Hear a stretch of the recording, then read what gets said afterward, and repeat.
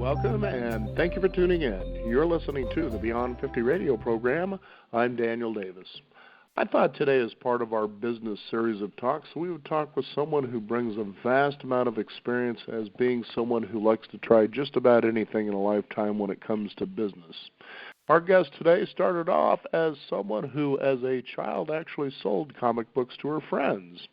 She also created the first countrywide magazine in Florida that she sold in part as a Wall Street underwriting, also created a printing, graphic design, and publishing company recognized nationally for its unique service and willingness to try anything to meet a deadline. Her career and civic contributions have been recognized with more than 50 awards for her community service and business accomplishments. In her book, You Can Do It, a high-spirited and inspirational memoir, she outlines 45 specific ways to benefit and enhance your life and your business as well as your goals. So I'd like to welcome the Beyond 50 radio program today as somebody who also, through this book, has what are known as Journeyisms, our special guest, Joy Goodkin. Joy, thank you for joining us here on the program today. Hi, good morning, Daniel.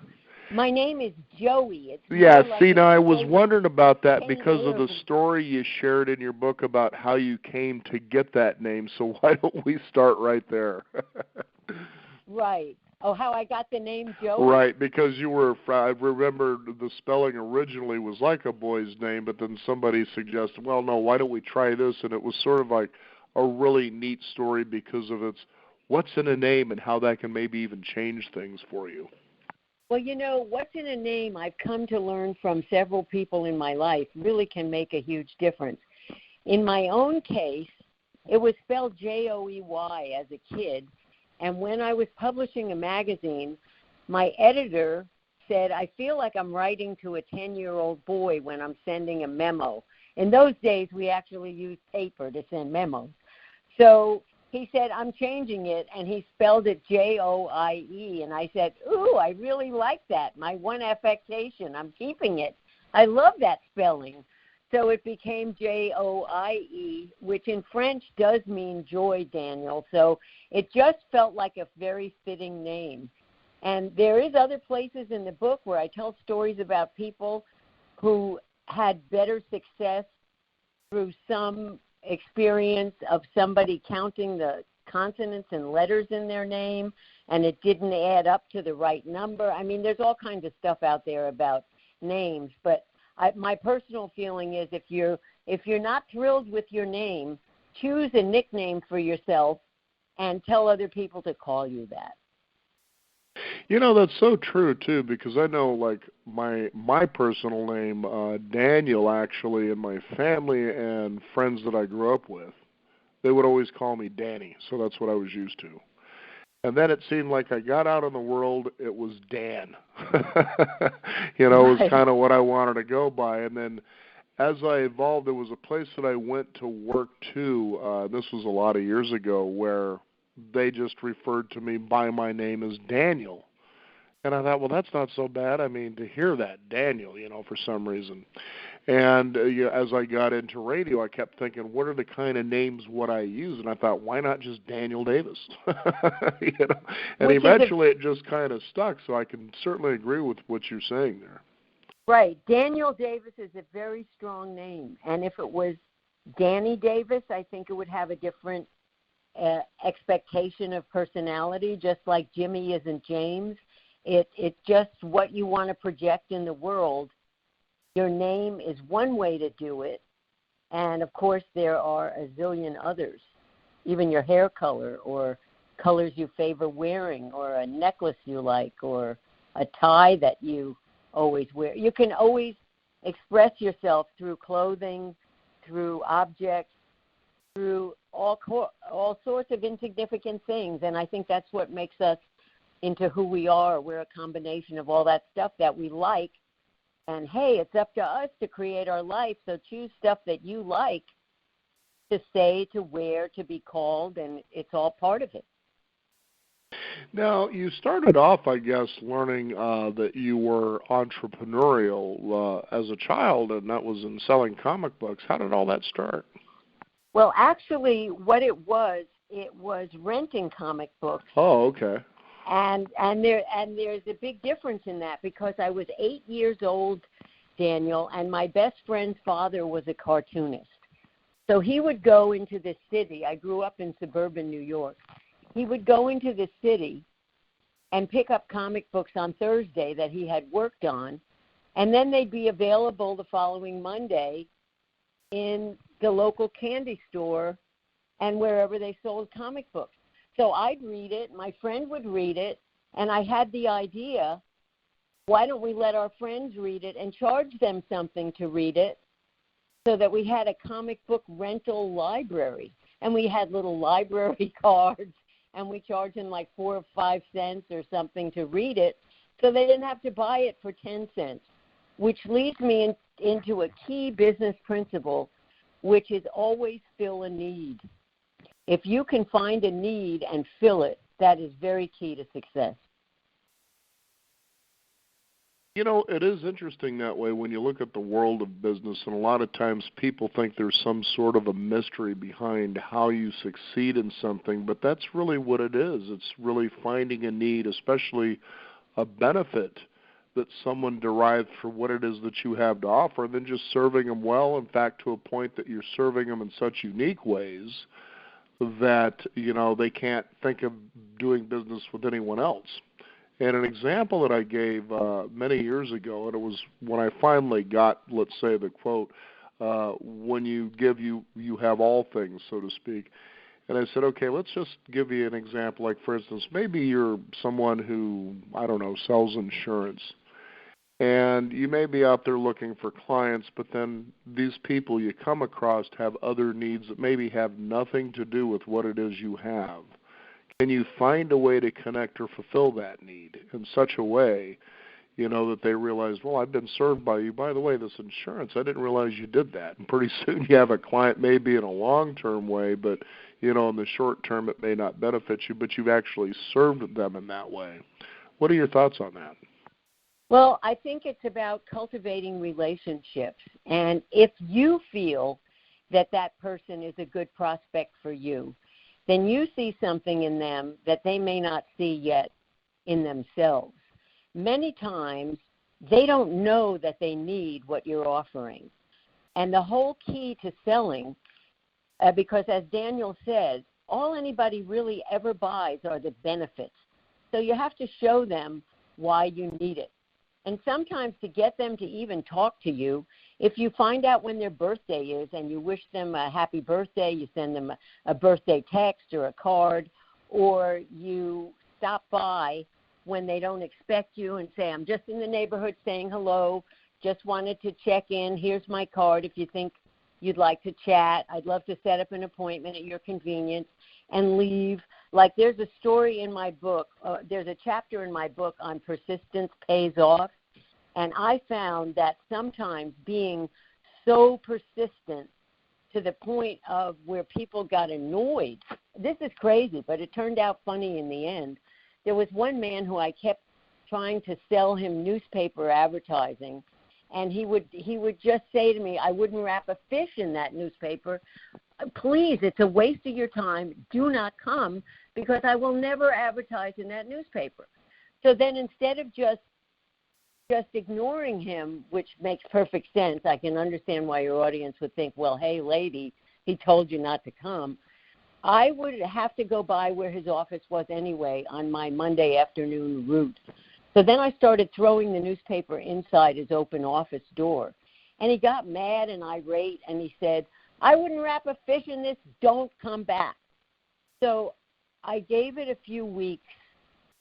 And then I went back again, and I said, are you sure you haven't changed your mind? And the guy laughed at me. He says, no, I'm not interested.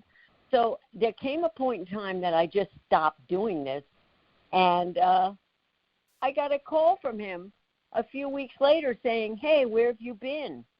Where have I been? I thought you'd ever wanted me to show up. He says, well, he laughed, I kind of missed you. It was like I was part of his Monday afternoon routine, and he probably had fun yelling at me and throwing the paper out. So he said to me, where have you been? So what I did was work out an ad that I thought he would be able to tell if the newspaper worked or not. he was in charge of a country club and they had a buffet, and he did this special price and only put it in that newspaper. And it worked, and he wound up advertising every single week of the year. So that's an extreme example, I know that. But just because somebody says no 10 times, it doesn't mean you can't show them the 11th time why they need what you're selling. And if it's as generic as insurance, then I really think your personality will make a big difference, because you may sell a similar type of insurance to someone else, but they wouldn't be buying it from you. And your you-ness, your uniqueness, your smile, your personality, your remembering his birthday, whatever it is, that's what could make a connection for you. I remember that, too, as I was reading that part, and I was thinking of the movie Wall Street, the original movie, Michael Douglas and Charlie Sheen, and there was a scene where he makes what's called the Gordon Gekko phone call in the beginning of the movie. And, you know, and I guess this was something he was doing every day because he wanted to go in and see Gordon Gekko. So finally he wakes up one morning and realizes on his calendar that this particular day was actually Gordon Gekko's birthday. So he decides, and this actually ties in with a story you share about your dad getting a job, is that he shows up at Gordon Gekko's office, tells his secretary, and the secretary was used to fielding his calls, okay? And he says, look, today's Gordon Gekko's birthday. I got these cigars here, Avignon, very tough to get. He says, okay, I'll see what I can do, you know. So when he goes in the office, he says, calls me 69 days in a row, says he wants to be a player. There should be a picture of you under the dictionary under persistence, kid. Exactly right. If you want something enough, this is very key. If you believe you can do it and you think of ways to do it with your personality, your unique style, don't give up. You will get there. You will make it happen. That's the way it works. If you just figure, well, they're not going to talk to me or this or that, then it's your own non-belief in your own ability that's messing you up, because those people are out there doing their thing, and there's no reason that you can't have a great impact on them. And one other big tip is, if somebody has a secretary, be sure and remember his or her name, because then when you call up and you say, oh, hi, Isabel doesn't know if she knows you from Adam, but she feels like you knew her name. She must have met you or something. It gives you an inside edge, a connection. It's all about just connection when it comes down to it. People really like to be recognized and responded to, and just find a way that they'll say yes. Now, you give a great story about Dewar's Scotch. Tell us about that one. Oh, that was totally crazy. That's funny, Daniel, that you bring that up. I used to drink Dewar's Scotch many years ago with my dad, and it was a very special time for me to share that with him. So when I was publishing my magazine, we really needed to get liquor advertising, because that was ongoing and a very good client to have. But, of course, they weren't interested in small magazines, and it was a tough thing. But then I heard that there was a liquor convention not far from where I lived.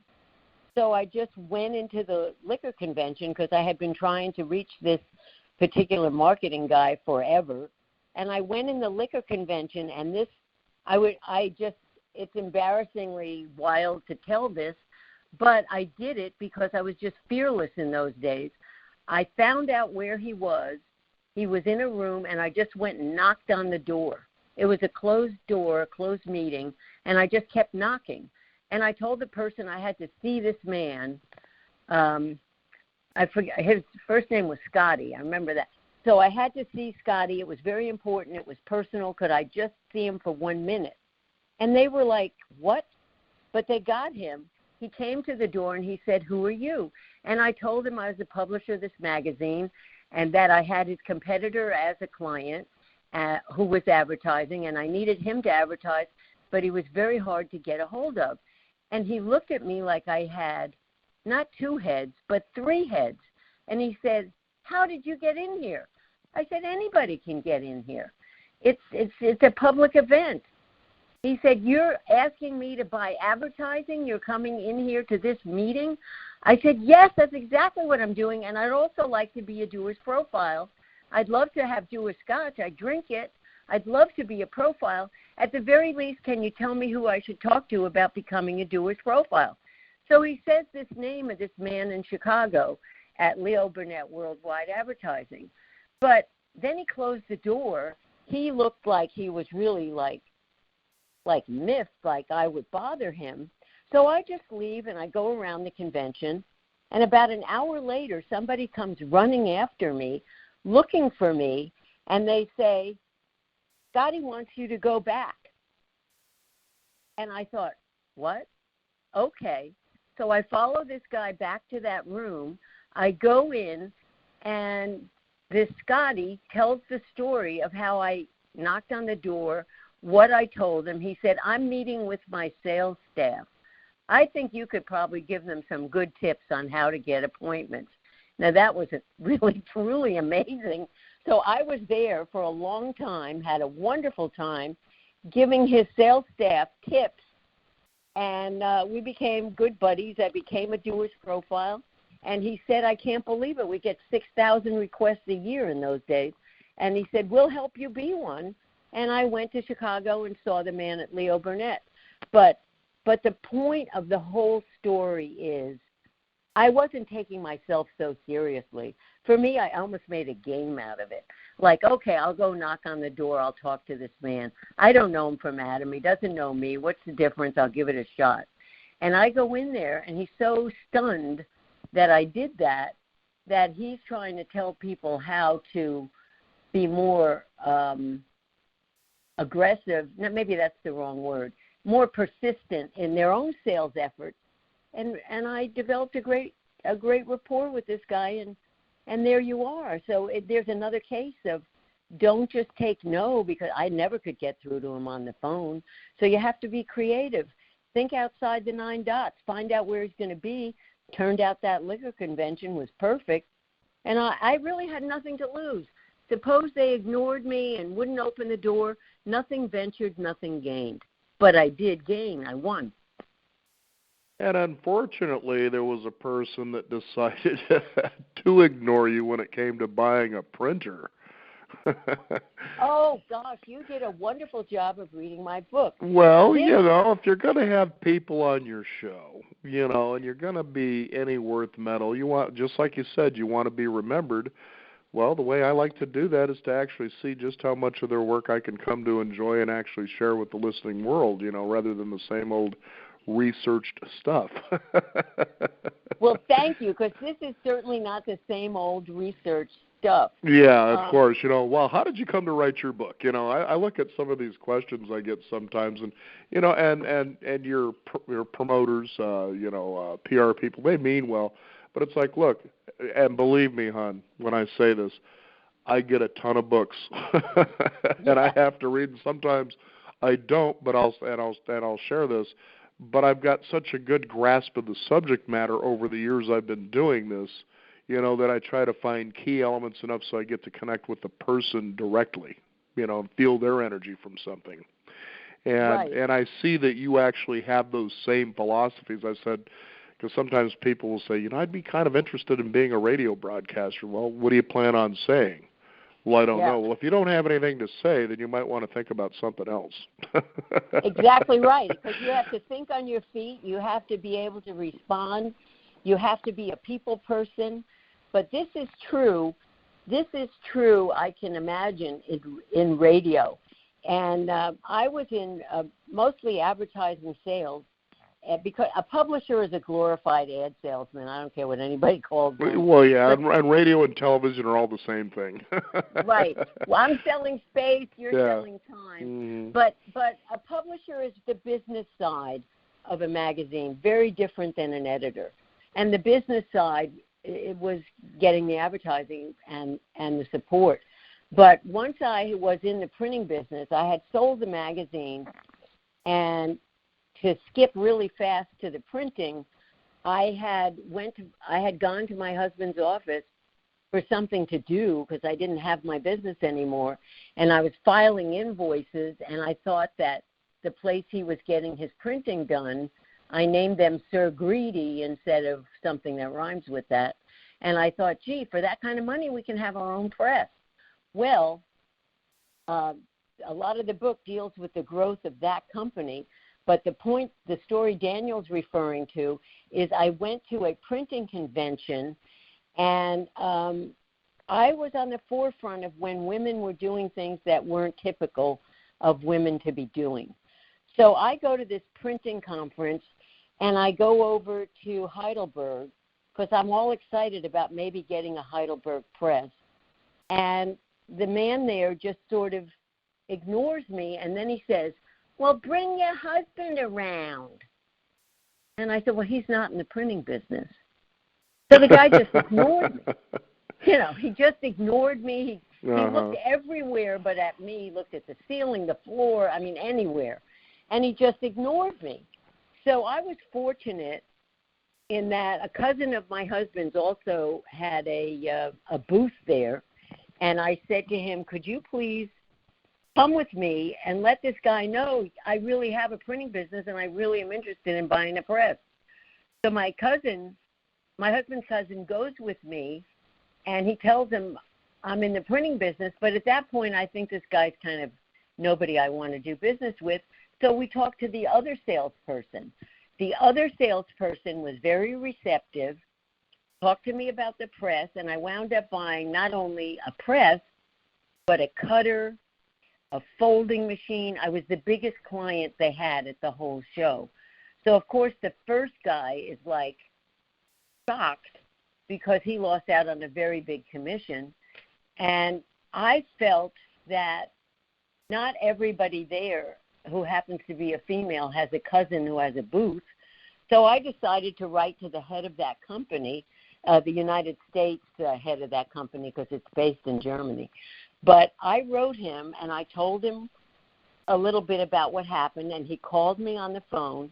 We had this wonderful conversation, and the next year, they sent me tickets to a printing show in Chicago, and they could not have been nicer to me. They paid the airfare. They paid for the tickets. Wow. I was really the biggest order of the whole show that day, and it was just something I had been looking forward to, because that to me was like if a person liked a particular car model or something, that to me was the best press to have, So it was just one of those crazy things. But I did contact the chairman in the U.S. of that company, and I think that was a valid, good thing to do, because if you don't let somebody know that their people representing them are not doing a particularly good job, they have no way of knowing. And they would have lost a big sale. I could have bought it somewhere else, but I was disappointed that the guy wouldn't even talk to me.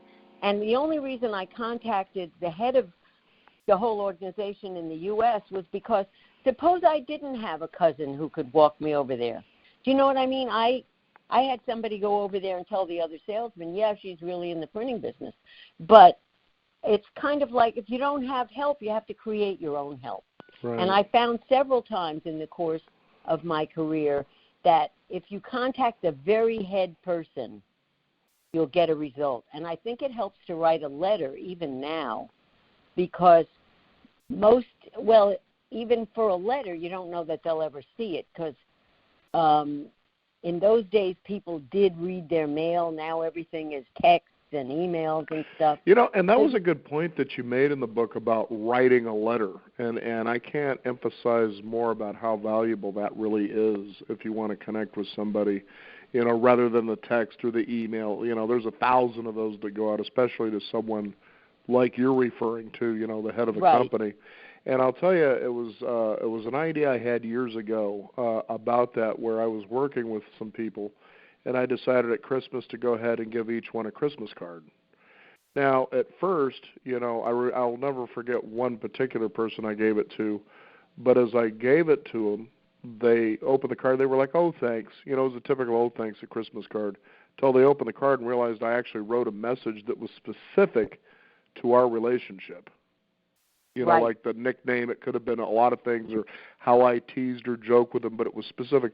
They were like, oh, wow, you actually wrote something in here. See, and that was the tone right there. It was like, oh, wow, you wrote something in here. You You did know, something that was and I did personal that for them. 30 other people. And so everybody was like, boy, you really put some thought into this. See, and to this day, if I hear from them or talk to them, they'll say, you know, I still have that Christmas card. But, you know, back to what you were talking about on the printer, you know, I was just kind of emphasizing that I agree with you about the letter writing. But back to the printer story, I found that a unique experience because I remember going into a shoe shop, a shoe store with my mother, nice high-end shoe store. And so I go in, she was looking for something, so I go in and I sit down on, you know, a place, I guess, where you measure your feet or whatever, just somewhere to sit. And she's perusing the walls, you know, looking for styles of shoes. And here's what actually happened. The sales guy came over and asked me if there was a way he could help me. I'm Nice. sitting there not doing anything, and she's looking at shoes. Then my mother comes over to me and says, is there a reason this guy decided to come over and ask you if there was something he could help you with? And I said, no, I'm just sitting here. I mean, obviously he blew it because we were the only two people in the store. Right. She says, I don't think I want to buy anything here. And we just walked out. I said, I agree with you. That's It's crazy. so obvious. She's looking at shoes. You know, this happens a lot in retail stores. At least it's happened to me, where you go in there and the person's like behind their desk. They could be filing their nails or something. They don't notice that you walk in and that you're looking at things. At the very least, they should say hello and say, if there's anything I can help you with, let me know. Because a lot of people don't like somebody to be right behind them when they're browsing or when they're looking. But I think it's important to acknowledge people. And I think, Daniel, that's what you're saying in those Christmas cards. You acknowledge those individual people for who they were, especially today. Anything personal is so deliciously welcome because people are all staring at screens now. That wasn't the case when I was doing this. But anything that sets you apart in a personal way is so appreciated. One of the things I'd like to share is I always call people by their name. When you're with a checker getting out of a supermarket, say, thank you, Lauren, thank you, Jennifer. They love it. You could see this big smile on this person's face because you've acknowledged they're a person and not just someone pushing buttons as you're walking by. And, you know, and again, like you said earlier in the program, it's about connection with people. I mean, that's really the truth about business. There is no real secret. The secret is that you connect with people, you have benefits that they're looking for or need or want. You find a way to do that better than anyone else, or at least very, very well. You've already got the personal connection to it. And then you just, you know, continue the relationship, and that's the key, you know, and that's what's really amazing. I know if people are familiar with the movie that Will Smith was in that was loosely, you know, it was about a real man who was raising his son, and he was out on the streets. And he became very successful, you know, in Wall Street. But there was a scene where he's carrying around this machine, but he went to this guy's house that he had actually made a financial proposal for. And he took the bus with his son all the way there. And the guy says, man, you didn't really have to come all the way out here for that. And he says, well, no, I just kind of was in the neighborhood, you know, was his response. He says, why don't I go ahead and take you and your son to a game? You know, and so they went and they had box seats to a football game, so he got to enjoy that with his son. Well, he went for his business, and the guy says, look, I didn't realize that you were this inexperienced, so you're not going to get my business. But what happened is he started introducing him to people that he felt would serve these guys well, and that's how that all started. So, again, like you said, you could be sitting at a desk, somebody comes into a store, and maybe they even look like a street person or maybe a bag lady. Does it hurt you just to say, hello, how are you doing, what can I help you with? Because you never know what they're going to give you that day. You just don't. They may give you some insight or inspiration. They may give you something that you didn't know. So all things have an unusual way of having value over time. You just don't know what it is. And I wonder, as you wrote your Joeyisms, Were those inspirations at moments where you went, aha, I never thought about it that way before, and so you wrote these quotes down? Actually, there were things that I always used to say or always used to do or always used to tell my employees or tell people, so that they, when I was writing them, I didn't know exactly what to do with them. And the person who did the editing for the book, no author can do a book without an editor. I mean, you just need an editor. It always makes it better. And the editor said to me, these are fabulous. You should just put these as individual things. And I said, well, they're just what I say. They're just Joeyisms. And he said, that's perfect. That's the word. And that's how they were born, because they're just simple truths. They're just simple little bits of wisdom that are so universal that they work. I mean, it's like that book, Everything I Need to Know I Learned in Kindergarten. Right. If people would just treat each other like they would like to be treated, you're halfway there. The Joeyisms about business are very specific. One of them would be like, if you're pitching someone, make sure that you're pitching a person who could buy. You could do the greatest presentation, only not to know maybe that person has to ask someone else if it's okay to buy what you just told them about. So you have to qualify that you're pitching the person who actually has the authority to buy. So there's a lot of tips like that, a lot of Joeyisms like that. Some are just about life in general, that whether you have a business or not, they're helpful and meaningful. They're just about how to get more joy out of living. And what you just said about, you don't know who that person is who may look funny to you or this or that. There's no harm in being nice to somebody. You never know. You know, and it reminded me, too, of the movie Pretty Woman starring Julia Roberts, where she was told by the guy that she was with, Richard Gere, you need to go out and get a real nice dress. Here's some money. You know, gives her a bunch of money to go do this on Rodeo Drive. And so she goes into her first boutique, and the lady was exactly that way. She was just kind of rude and put off and like, you know, you really kind of need to leave. And she was like, I'm really here to buy a dress. But apparently she had made this judgment, boom. So then she, you know, of course, one thing leads to another if you haven't seen the movie. And so, oh, I have. Okay, so, you know, then afterwards he takes her into a boutique shop and tells everybody, look, you need to pamper this girl. And so she ends up spending an obscene amount of money, goes back to that lady that wasn't nice to her at all and says, you work on commission, don't you? So it kind of goes back to that same story about you and the printer. Well, you know, I'll tell you a wonderful Rodeo Drive story that's not in the book, and it's a quickie. When I was a businesswoman, it really mattered to me that I had a wonderful briefcase. I mean, that was a big deal. So we happened to be in Los Angeles on Rodeo Drive, and I saw this gorgeous, like an alligator kind of skin briefcase in the window.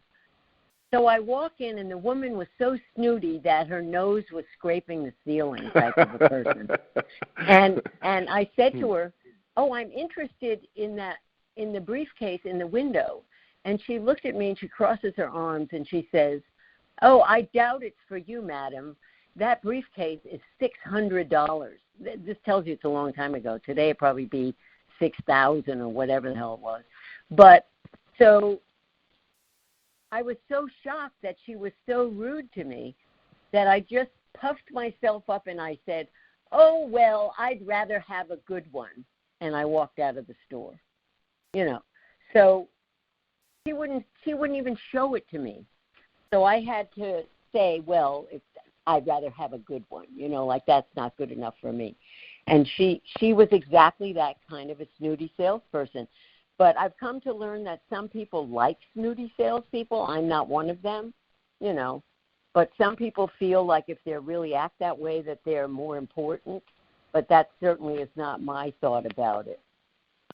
Well, it reminds me, too, of years ago when I was in fine dining in a place that had high-back velvet chairs and live jazz on, you know, on the weekends. Sometimes you would see younger people come into the place, and you could see it in their eyes. They were overwhelmed, like, God, I think this is just a little way too above me. Then they'd come and sit down at my table, and I'd come up to them and, you got me serving you. Don't worry, it's just food. And they would relax, and we would be joking, and I'd let them realize, look, it's just an environment that serves a steak. You can get a steak anywhere. We just kind of like to have a nice, neat environment. Let's make this an enjoyable time for you. And they would relax and just be, as you would say, over the moon at feeling like, yeah, I do belong here. And I'm like, well, you're here, so yes, you deserve this. Exactly. But you could go into places like that where your servers are pretentious, judging you by, you may be wearing blue jeans and a T-shirt, but they don't realize I may give you $100 tip and only spend $50 here, but that depends on you. Exactly. Pretty crazy how that works. You can't always judge a book by its cover, but the point that I think we're both trying to make is the nicer, the more human you treat people, the more you realize we're all the same in the sense that we all want acceptance, we all want to be liked, we all want to be treated well. People have many differences, but underneath it all, everyone is connected and wants the same basic things. So the nicer we can be to people, the more we're doing good in the world, one person at a time. And I think, too, one of the stories I'd like you to share that really hits on this point in a unique way is when you met Eleanor Roosevelt as well as meeting Doris Day. That's truly wonderful that you brought that up. I'm looking at a picture of Eleanor Roosevelt as we're speaking. I have her picture in my room that I use like an office. When I was 11, I'm sharing this with your listeners, and I want them all to listen because this was just momentous. I'm 11 years old, and I wind up, just because I'm the representative to the student council, having to take the place of a much older person who was supposed to introduce Eleanor Roosevelt to my school. And I really wasn't expecting to do this, but I walk up on the stage, and this woman who towered over me, I think at that time I probably came up to her belt, and she was a stout, big woman, and she was wearing this plum-colored dress with a belt that was the same fabric. And I remember thinking, oh, she's not very fashionable, which is kind of a crazy thought to go through a kid's head. But she put her arm around my shoulder, and in less than a minute, because I had introduced her and she was thanking me, she put her arm around my shoulder, my left shoulder, and she said something about, you did a lovely job, and you should know that you can do whatever it is you want to do in your life. Just pay attention and know that you have the ability to do whatever it is that's called upon you to do, or something like that. I don't remember exactly, but that was the gist of it. And I was impressed with that. She was such a towering figure. She spoke to this school with such wisdom and such brilliance that it stayed with me my entire life. What a super fantastic person she was. She motivated the whole audience. She motivated me. I was thrilled.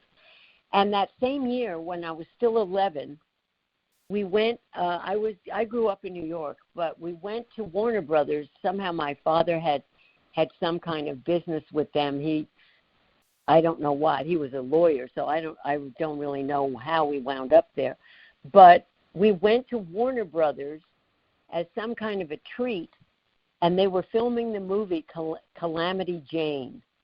So I'm watching the set, and they're taking the same scene over and over and over again, and I'm trying to be polite standing there, but it was a barroom scene, and somebody slammed something on the bar, and they did it so many times that, anybody would lose interest.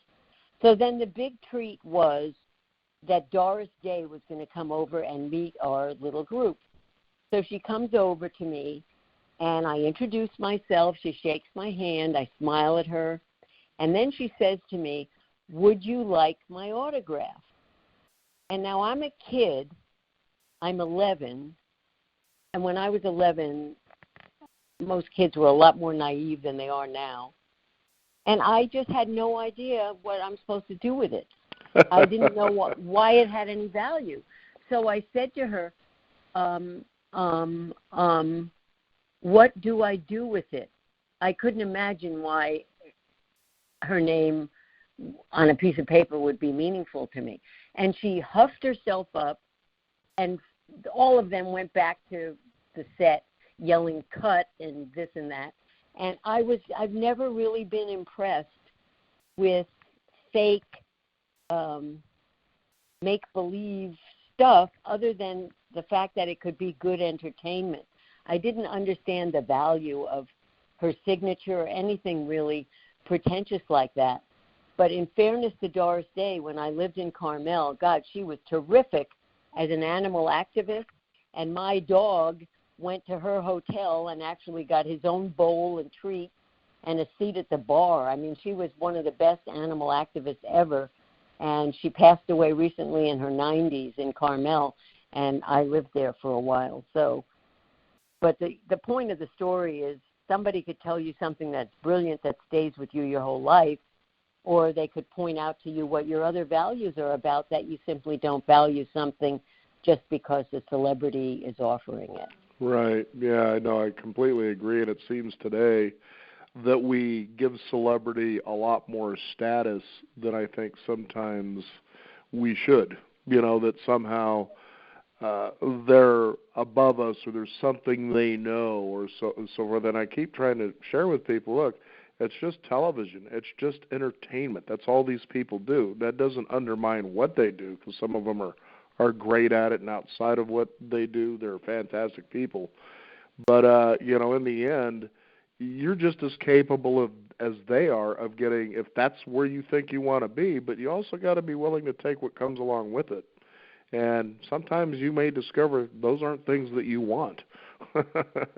You know, I mean, you talk a lot. I like when you were sharing a story about, for instance, you know, when you start a business, you don't necessarily have to have this great office with this great decor. You have to do with what's in your budget. You know, try not to really go into debt. You gave a great story about how you found a desk in an alleyway and you kind of lugged it upstairs and turned it into something else. But it's funny how people will actually, I guess, from what I was really picking up from your story, and even in being in business for myself, is you really just have to get started. Don't create conditions that seem like, okay, now I'm ready to do this.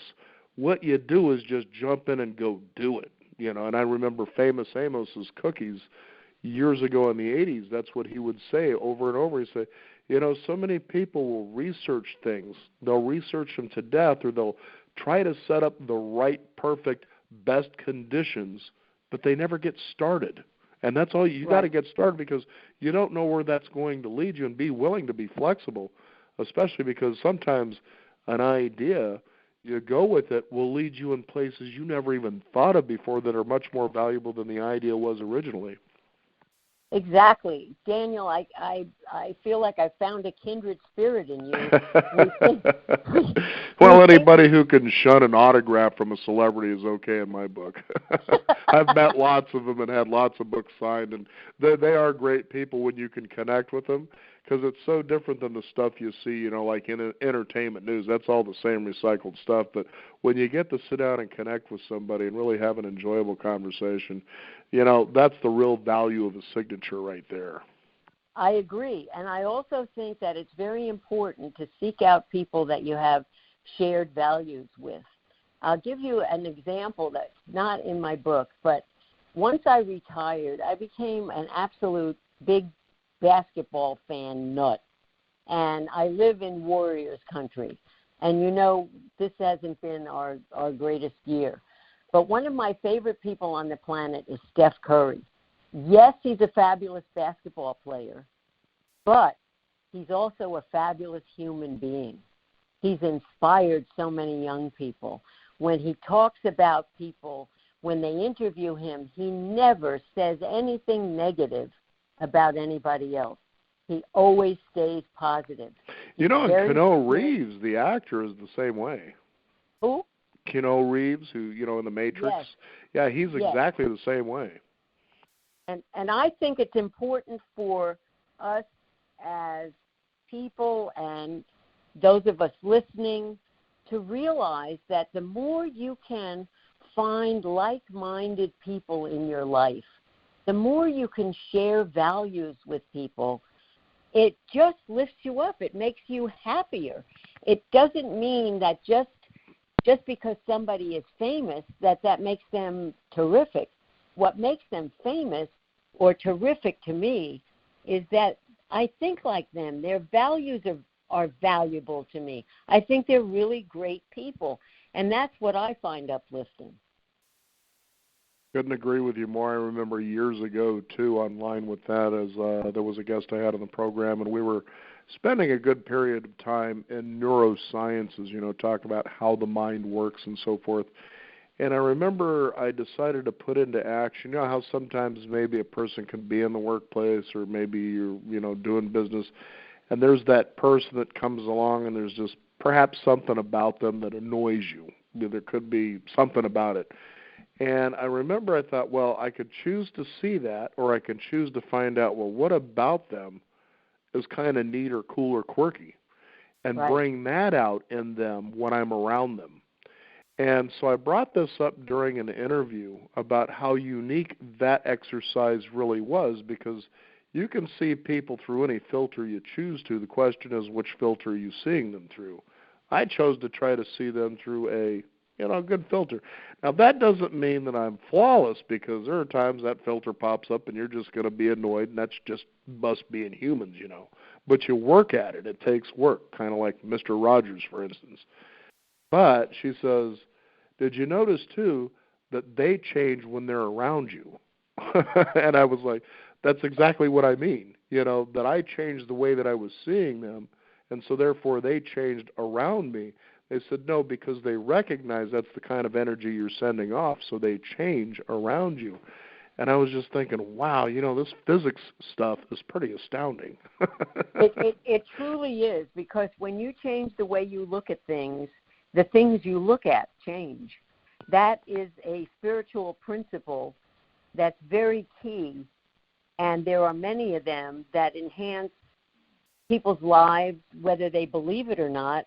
Most of the time, we're not aware of things that will enhance our lives, and when we are, then we become advocates for it.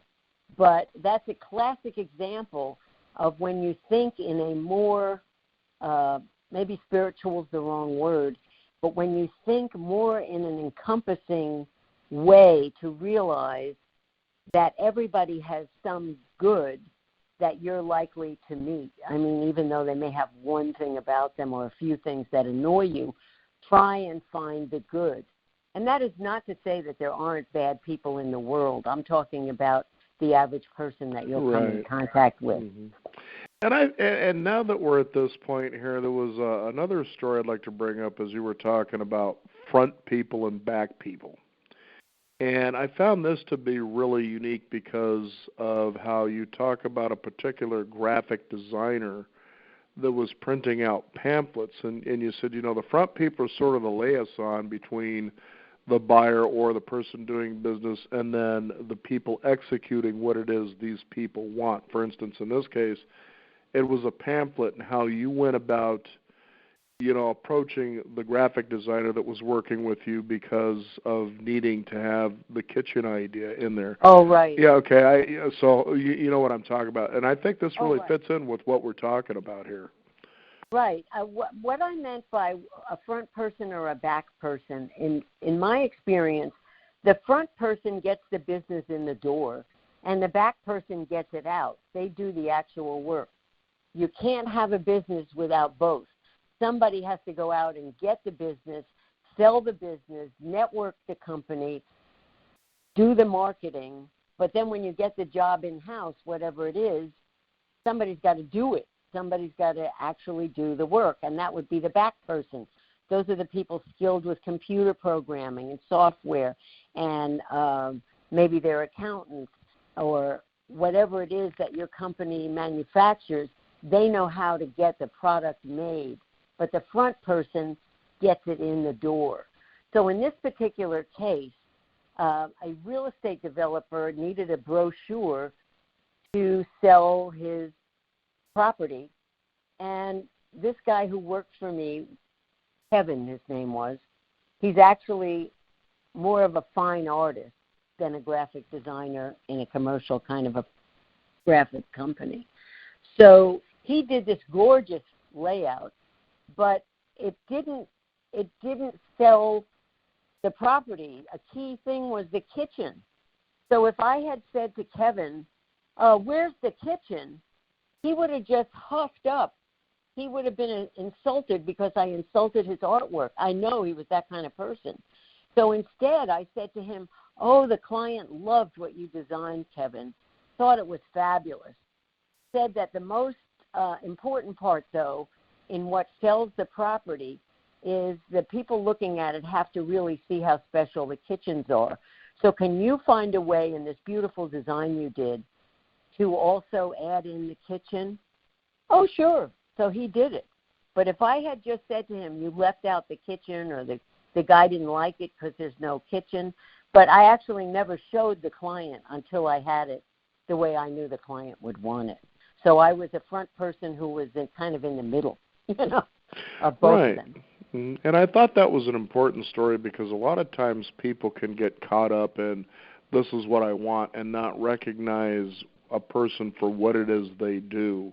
And in this case, he didn't see himself as a graphic designer, but he was actually an artist.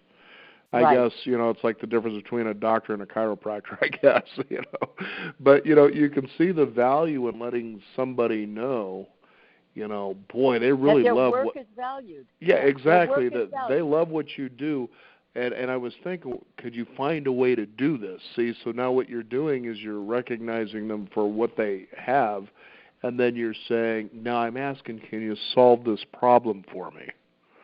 Exactly. And it's genuine. It isn't the same as, like, how you'll have people, for instance, that'll compliment you, tell you how great you are, and then they want something. That sort of a thing, Be genuine, because you talk a lot about integrity and genuineness. And it's all, again, about relationships and being genuine. It really is. Recognize the person's talents and strengths and do your best to make a person feel good about what they're doing. It benefits you. You get more. The more you give, the more you get. That's been my experience. Oh, yeah. No doubt about that. It's like the many years of being in broadcasting. I would have never imagined some of the people that I got to speak with and connect with over the years. And, it leaves you astounded. You don't know where it's going to lead you. And it brings me something the producer had brought up. She says, as she's seen your picture, being in years of media herself, she says, a lot of times people that do what you've been involved in, with magazines, print, and so forth, tend to look beat up and dry, but she says you're pretty vibrant, so you must have had a lot of passion for the things that you did. That's fabulous. I did. I think that without the enthusiasm, without the passion, I don't know if I could have done it, simply because, like the story I told you about the Dewar Scotch guy, right? I don't know if I would have been so gutsy if I didn't have the attitude of, what's the worst that can happen? The worst that can happen is the guy says no. So good, so I'll have to ask a different way. Don't take yourself too seriously. That is a key Joeyism. Take your goals seriously, but don't take yourself so seriously that you get bogged down with criticism and self-doubt and stuff like that. You don't need to waste your energy on that. It's all up to you to enjoy your life and make it the best it can be for you. Because you're the director, the producer, the actor, you're all of it, just as you said. Right. And I will let people, know, look, what I like about this, as in any good book, is that it's small, it's a simple read, but that's what makes it profound, versus, a lot of books that may be, say, similar to yours, that are thick, 200, 300, 400, 500 pages, This really gets right to the point. That's wisdom. Wisdom is being able to say a lot without saying much of anything at all. Well, it takes a lot of work to make something look effortless. That's mastery. Yes, and the tagline, my book, of course, the title you said was You Can Do It. The tagline is Timeless Wisdom from a Trailblazing Businesswoman. And is it okay if I tell people to check out my website, joeygoodkin.com? Well, no, because I wanted to do that as I've been on it now for the last, 30 minutes as we've been talking and showing, my wife and producer. And we're actually astounded by, like, the duvet covers that you can put on a bed. We're really eyeing all paths lead to one. But what we're getting at here, listeners, is that you have some really magnificent art here. I mean, and I mean this. I love the colors. I love the abstraction of it all, that it really, it's good stuff. So you've been doing this for a lot of years, too, I'm guessing. Well, you mean writing a book? No, I'm talking about the art.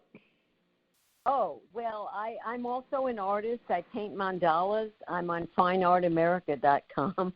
But this art was done by the creative director of Hay House Publishing. She's doesn't have that job now, but she had it for 30 years. So she and I are friends, and she did the cover art. Oh, okay. I was showing her. I said, I think she does this art here, and I really like some of this stuff. So, anyway, we'll go ahead and talk about your website then. I guess I kind of sidestepped there. My mistake. Whatever. You have not made any mistakes, Daniel, and you've been a pleasure. So whatever you'd like to say is perfect. All right.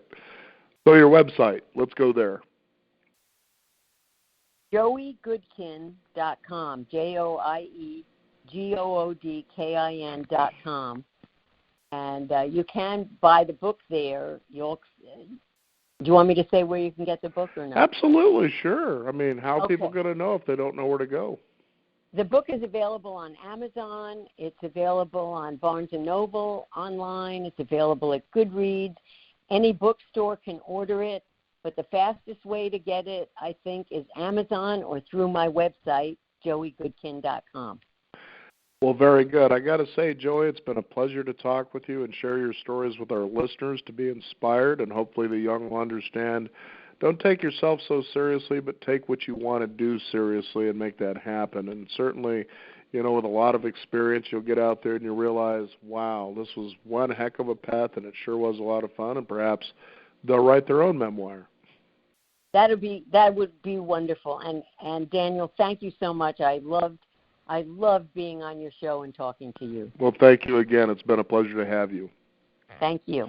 Again, the book is You Can Do It. Our guest today, Joey Goodkin, spelled JoeyGoodkin,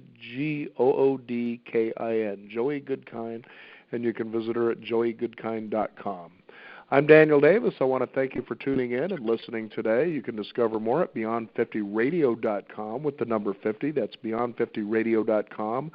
Sign up for our weekly e-newsletter and keep up to date with what's going on in the world of Beyond 50 as well as our upcoming shows. I'm Daniel Davis. Thank you for joining us. This is the Beyond 50 radio program, and remember, live your day past halfway.